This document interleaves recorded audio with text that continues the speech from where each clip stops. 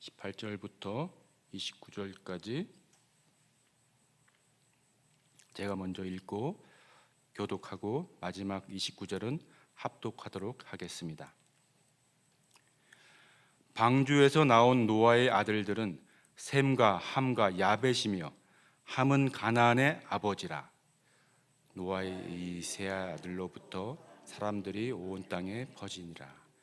노아가 농사를 시작하여 포도나무를 심었더니 포도주를 마시고 취하여 그 장막 안에서 벌거벗은지라. 가나안의 아버지 함이 그의 아버지의 하체를 보고 밖으로 나가서 그의 두 형제에게 알림해 셈과 야벳이 옷을 가져다가 자기들의 어깨에 메고 뒷걸음쳐 들어가서 그들의 아버지의 하체를 덮었으며 그들이 얼굴을 돌이키고 그들의 아버지의 하체를 보지 아니하였더라. 노아가 술이 깨어 그의 작은 아들이 자기에게 행한 일을 알고 이에 이르되 가나안은 저주를 받아 그의 형제의 종들의 종이 되기를 원하노라 하고 또 이르되 셈의 하나님 여호와를 찬송하리로다. 가나안은 셈의 종이 되고 하나님의 야벳을 창대하게 하사 셈의 장막에 거하게 하시고 가나안은 그의 종이 되게 하시기를 원하노라 하였더라. 홍수 후에 노아가 350년을 살았고 그의 나이가 950세가 되어 죽었더라. 아멘. 아멘. 평생 많은 신앙 서적을 적고 또 저 개인적으로도 또 그 이름을 잘 알고 있는 귀한 목회자 한 분이 계셨습니다. 교회는 원래로 은퇴하고 그 자리에서 하나님을 섬기는 한 목회자가 있는데 평생 많은 사람들의 많은 존경을 많이 받은 분이세요. 그러나 최근에 어떤 추문이 좀 알려졌는데 그것으로 많은 사람들이 참 많이 실망하고 충격을 받고 또 마음이 어려워하기도 합니다. 의문이 듭니다. 원래 그랬던 분이었을까? 원래 그랬던 분이었는데 지금까지 그것을 안 보이고 살았을까? 아니면 시험에 걸려 넘어져 원래 자기 모습을 잃어버리고 잘못된 욕심을 부리는 것일까? 많은 사람들이 의심하고 고민하기도 합니다. 어떻게 저렇게 평생 귀하게 쓰임 받고도 저렇게 무너질 수 있는 것인가 라는 생각을 하게 되는 거죠. 그런 질문을 가지고 우리 이 말씀 가운데 잠깐 들어갔으면 좋겠습니다. 오늘 노아의 이야기로 들어가 보겠습니다. 홍수 심판 이후에 하나님 세상을 새롭게 하셨습니다. 무지개 언약, 어저께 말씀 들으셨는데 무지개 언약을 맺어주시고 다시는 물로 심판하지 않겠다 하셨습니다. 완전한 평화를 보장해 주신 것 같습니다. 노아의 아들들을 통해서, 세 아들들을 통해서 이제 생육하고 번성할 사명도 주셨습니다. 모든 것이 다 희망적인 것 같습니다. 그런데 오늘 우리가 읽은 이 말씀 속에 이제 사람 안에 있는 그 변함없는 죄성이 낳을 비극이 암시되어 있습니다. 첫 번째는요, 오늘 이 말씀 속에서 성경에 처음으로 포도주라는 단어가 나옵니다. 근데 포도주라는 단어가 나왔는데 나오자마자 그렇게 좋게 나오지 않습니다. 오늘 포도주, 노아가 포도원을 만들어 포도나무를 길러 담근 그 포도주는 일상적으로 음식과 함께 먹는 그런 음식의 종류가 아닙니다. 독한 술이죠. 그리고 술에 취해서 벌거벗은 채 장막에 누워 있었습니다. 꼭 술만을 생각할 것이 아니라 하나님이 아니라 다른 것에 내가 취해서 그 자기 사랑에 내가 취해 있으면 그 취해 있는 사람이 사실은 포도주에 취해 벌거벗어 누워 있는 사람과 다르지 않을 겁니다. 취하면 어떻게 됩니까? 자기에게 취하고 하나님이 아닌 것에 취하면 어떻게 됩니까? 절제할 줄 모릅니다. 나는 이래도 되는 사람이야 라는 생각이라든가 나는 충분한 공로가 있다라고 생각하는 순간에 우리는 취해서 벗고 누워있게 되는 것이죠. 영적으로 감각을 잃어버리는 겁니다. 오늘 노아의 모습이 그렇습니다.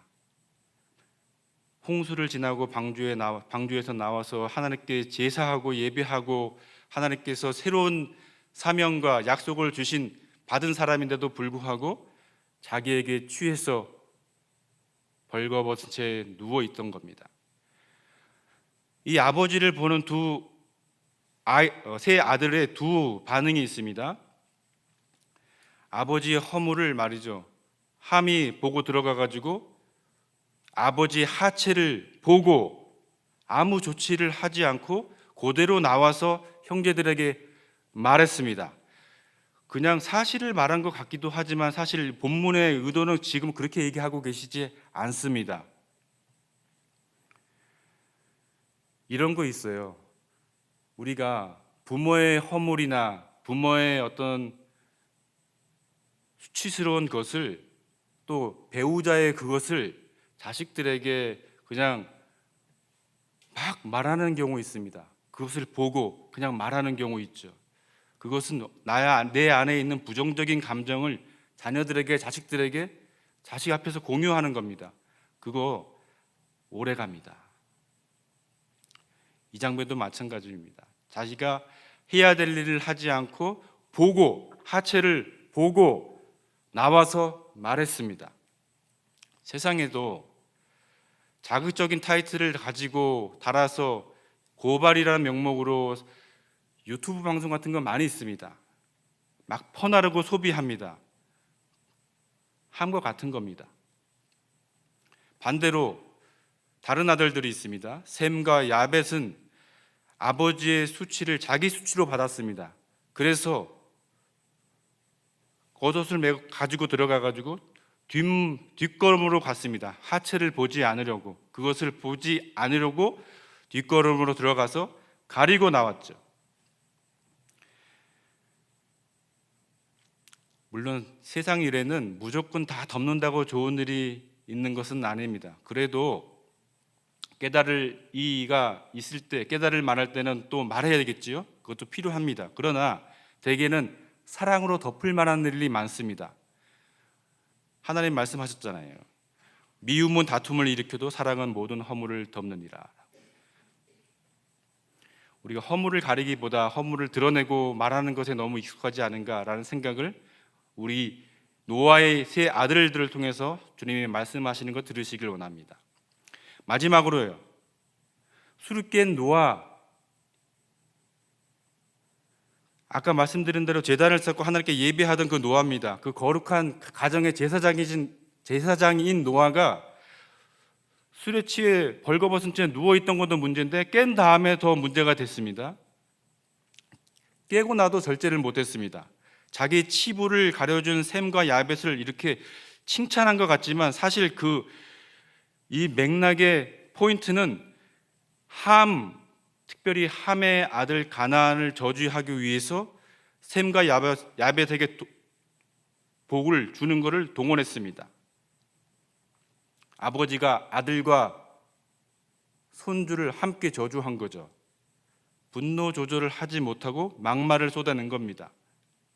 이것도 마찬가지로 부정적인 감정을 마구 전이하는 겁니다. 아버지의 허물을 떠버린 자식이나 그 자식과 자식의 자식을 모두 저주한 노아, 모두 인간 안에 있는 그 집요한 죄성을 지금 보여주고 있는 겁니다. 노아는 의인이요 당대의 완전한 자라 하였는데 신앙의 영웅이라도 할 만한데 이렇습니다. 오늘 이 사건이 일어난 이후에 또 인류가 얼마만큼 많이 늘어나면서 또 그 죄를 많이 겪게 되는지를 우리는 또 보게 됩니다. 노아가 자기에게 취해서 벌거벗었습니다. 이런 노아도 그런데 우리가 사람을 절대 그냥 추앙하고 신뢰하면 넘어질 일이 꼭 있습니다. 우리가 전적으로 신뢰하고 경배할 분은 우리 하나님 한 분밖에 없습니다. 사람은 그저 우리가 격려하고 지지하고 받아줄 그런 권면할 대상인 것입니다. 우리 말씀을 시작할 때 너무나도 실망과 충격을 준 한 목회자 이야기를 소식을 전했습니다. 그의 실패는 어쩌면 추앙하고 따르기만 했고 제때 제대로 말하지 않고 조치를 취하지 아니한 일로 결국 벌어진 일일 수도 있습니다. 노아도 포도주에 취한 게 아마 이번이 처음이 아닐 수도 있습니다. 그간도 있었지만 제대로 얘기하지 않고 온유한 마음으로 대화하지 않고 어떤 일이 벌어졌을 때 그저 그렇게 아무 조치도 취하지 않고 가십거리로 이야기를 퍼날리는 것, 그거 하나님이 싫어하시는 거였죠. 노아 오래 살기는 했는데 오래 사는 게 포인트가 아닙니다. 결국 이 땅에서 떠날 날이 반드시 있다는 겁니다. 우리는 영원한 삶을 바라보고 나아갑니다. 사람에게 충성하지 않고 우리 주님께 충성하기를 원합니다. 사람의 실수는 사랑으로 덮어주지만 또 들을 만할 때는 친절하게 기도하고 얘기해 줄 수 있는 그런 지혜도 주님께 우리 구해야겠습니다. 우리는 저주하지 않습니다. 축복하는 사람들입니다.